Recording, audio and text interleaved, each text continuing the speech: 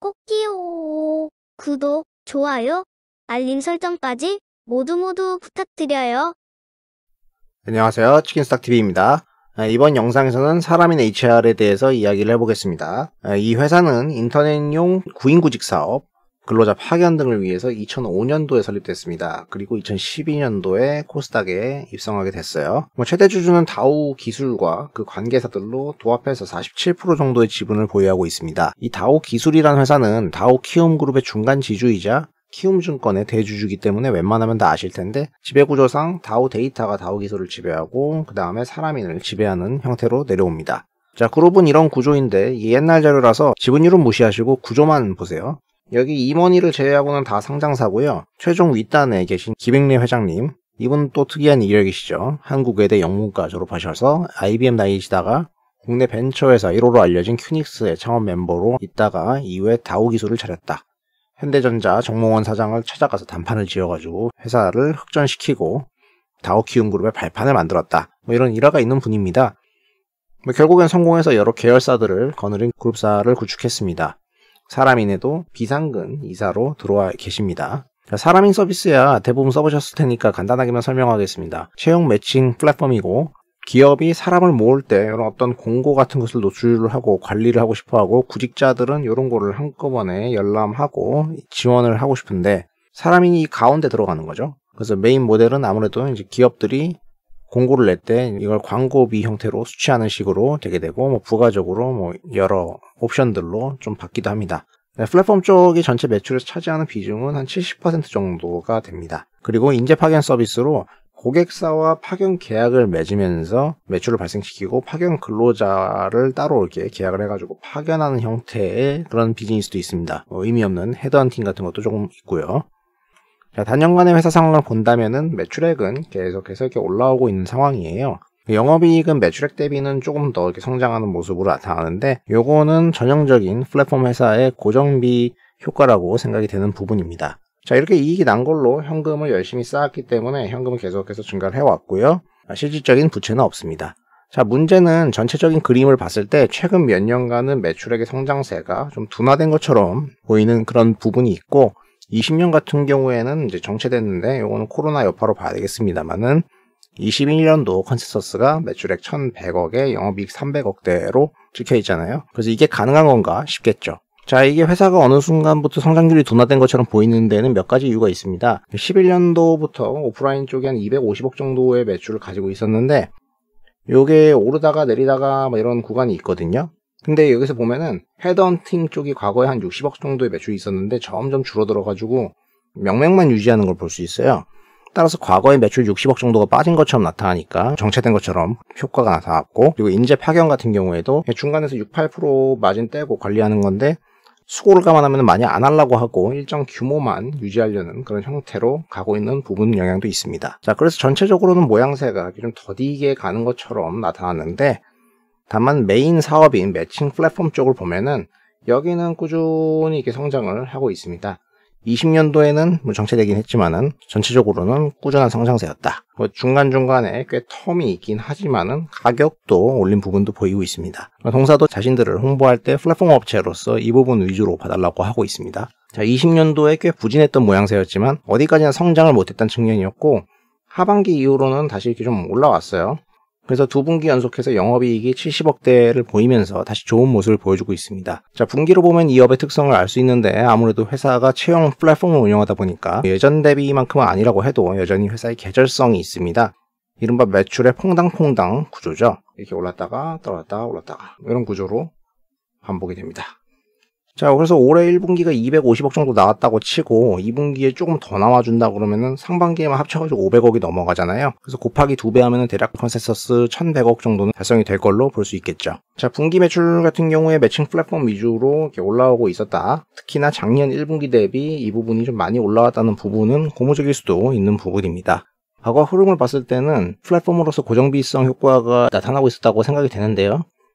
회사의 영업비용 구조를 뜯어보면은 일단 관리하는 직원 관련 비용이 한 50% 정도로 가장 크고, 나머지 지급 수수료, 광고 선전비 이런 게 있는데요.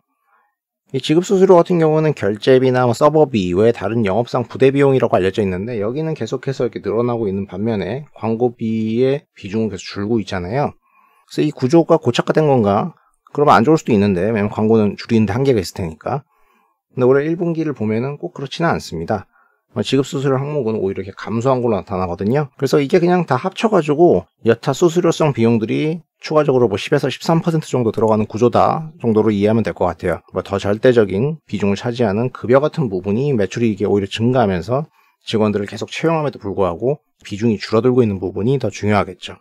자, 이 회사는 단연간의 이익 창출을 통해서 현금을 쌓고 있었어요. 그래서 700억 정도의 현금을 보유하고 있고 관계기업 투자 지분이 한 360억 정도 있습니다. 총 1000억 정도 있는데 부채는 200억 안짝이기 때문에 재무 여력이 풍부하죠. 하지만 이런 현금을 그냥 단기금융 상품으로 운용을 하고 있어요.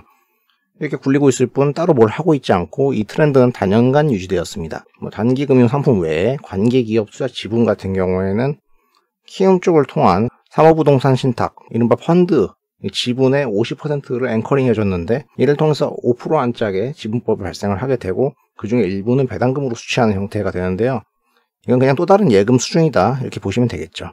이게 의미하는 바가 뭐겠습니까? 이 회사가 현금을 많이 갖고 있지만은 또 하나의 그룹사용 금고에 불과한 입장이다.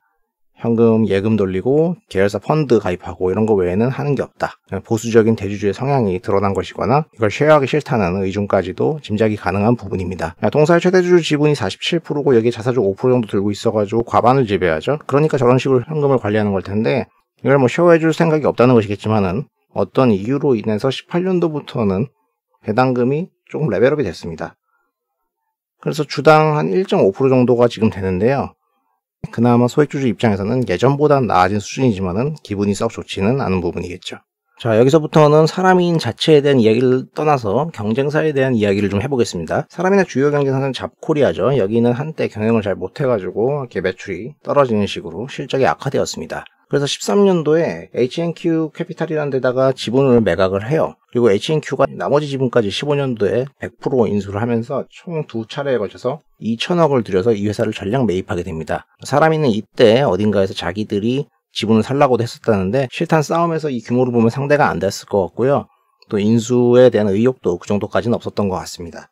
그리고 13년도부터는 이 상황 자기들이 더 유리해졌다고 생각을 해서 나중에 결국 이길 거라고 생각했었나 봐요. 실제로 구글의 트렌드를 보면은 이 시점부터는 사람인의 검색이 잡코리아를 압도하는 부분이 나타나죠. 그리고 네이버에서도 그 격차는 줄어들지는 않습니다. 자, 그런데 잡코리아 이 죽었던 애가 살아났다는 거죠. 이익이 짱짱하게 늘어가지고 돌아왔어요. 이거 왜 이러냐. 얘가 취업시장에서는 사람인한테 밀렸는데 알바 시장을 공략했는데 완벽히 장악에 성공했다. 알바몬 광고 많이 보셨을 거예요. 캐리부터 시작해가지고 알바 시장을 뒤집어 놓으셨다. 완전 뒤집어 놓으셨다. 그래서 점유율이 한 60%에서 70%에 육박하게 되고 사실상 1인자가 된 효과가 나타났다고 봐야죠. 자, 이 9인 구직 앱의 안드로이드 기준 MAU, Monthly Active User가 압도적으로 알바 쪽이 높습니다. 아무래도 구직이 되면은 채용 사이트 같은데 한동안 들어올 일이 없을 텐데 하지만 알바는 좀 단기적인 부분이 있고 연령층도 넓어지니까 더 유리한 부분이 있겠죠. 알바몬이 1위, 벼룩시장, 미디어윌 그룹에서 운영하고 있는 알바천국이 2위입니다. 이 둘의 활동 유저수는 엄청나죠. 물론 여전히 사람인이 이 잡코리아 대비 채용시장에서는 MAU가 높아가지고 이 시장에서는 우위예요. 그러니까 이제 잡코리아의 수익은 알바 시장을 기반으로 이익을 냈다고 보는 게 맞겠죠. 근데 알바 시장도 예전만큼 마냥 꿀 빤다고 할 수는 없어요. 실제로 작년부터 해가지고 활동 유저수가 이렇게 감소하고 있거든요. 그래서 개인적으로 보기에는 이런 부분에서 뒤에서 말하겠지만 H&Q가 매각을 결심하게 된 계기라고도 생각이 됩니다. 자, 회사들의 실적 추이를 보면 사람인 같은 경우에는 20년도에 영업이 역성장하기 전까지는 무난하게 성장을 했고요. 알바천국 같은 경우에는 매출액 350억 정도에 영업이익 잘 올라오다가 꺾인 이후로는 연간 70억 정도는 뽑아낸다. 자, 잡코리아는 알바몬에 기대가지고 엄청나게 성장을 했고 19년 기준으로 매출액 1000억에 영업이익 480억을 달성하는 기염을 보였습니다. 이익률이 거의 50%에 달하는 거죠. 그러니까 매출이 급증하니까 고정비 효과가 나타났을 거고요. 주인이 바뀔 때는 망한다 그랬는데 알바로 오히려 더 커져서 돌아왔어요. 역시 외국계 형님들이야. 그럼 사람이는 그동안에 뭐하고 있었냐? 얘네가 알바인이라는 사이트를 운영하긴 했었습니다만 되게 소극적으로 임했고요. 후발주저로서 활동을 했기 때문에 그 시장 자체에 아예 진입에 실패한 거죠. 대체 현금 쌓아놓고 그동안 뭐 한 건가 싶은 거예요. 이런 부분은 성공했으면 이익이 더 크게 성장할 수 있는 기회가 됐는데 그걸 날린 셈이 된 건데, 이런 부분은 이 회사의 의사결정이 상당히 아쉬운 부분입니다. 자, 사람인으로 다시 돌아가서 밸류에이션을 보겠습니다. 매출액과 영업이익은 야금야금 계속 올라왔고 시가총액도 그에 맞춰서 올라온 부분이 있습니다. 최근 몇 년간의 이익 배수는 왕년에 비해서는 좀 낮아졌는데 그래도 15배 정도가 되거든요. 요게 18년도 때가 저점이었습니다. 그리고 다시 턴어라운드 하면서 이게 야금야금 조금씩 더 올라가고 있어요. 여기서 추가적으로 만약에 이익이 더 이렇게 성장하게 되면은 주가가 같이 더 따라서 오를 수 있겠죠. 그리고 밸류에이션 레벨이 절대적으로 엄청 높은 것도 아니기 때문에 재수가 좋으면은 릴레이팅을 기대하면서 20배 그 이상까지도 볼 수 있는 그런 상태라고 하겠습니다. 플랫폼 업체들 이익 잘 나고 시장에서 주목받으면 20, 30배도 종종 많이 받잖아요. 최근에 잡코리아가 H&Q에서 홍콩계 PEF인 어피니티로 넘어갔어요. 이 과정에서 대략 9천억 정도의 몸값을 지불했는데 이게 시장의 예상보다 훨씬 높게 줬다는 겁니다. H&Q 같은 경우에는 8년 만에 한 4배 정도 넘게 수익을 챙기고 나가니까 그들 입장에서는 성공한 투자가 된 건데요. 이 거래된 가격을 기반으로 사람인과 비교를 해보자면 단순 비교를 했을 때 대략 영업이익이 한 20배 정도를 지불한 걸로 생각이 되는데, 여기도 20배를 똑같이 이렇게 계산해 보면은 현재 시장에서의 적정 가치를 받고 있다는 말이 돼요. 따라서 조정이 없이는 이 사람인에 대해서 현재 많은 비중으로 투자를 하기에는 조금 부담이 될 수도 있습니다. 그래서 사람인의 주가가 좀 더 나아가기 위해서는 이익이 성장하고 그에 따라가는 모양새가 돼야 될 것 같고, 더 큰 수익률을 위해서는 릴레이팅이 무조건 있어야 되는 거죠. 근데 그건 언제 있을지 모르니까 회사를 믿고 사놓고 기다리는 식이 돼야 되겠죠. 시간을 낚는 투자가 될 겁니다. 물론 수익이 날 가능성은 상당히 높죠. 수급적 특이사항으로는 LA 소재에 다소 우리에게 생소한 케인 앤더슨 루드윅 쪽에서 1월 달부터 들어와 있어요.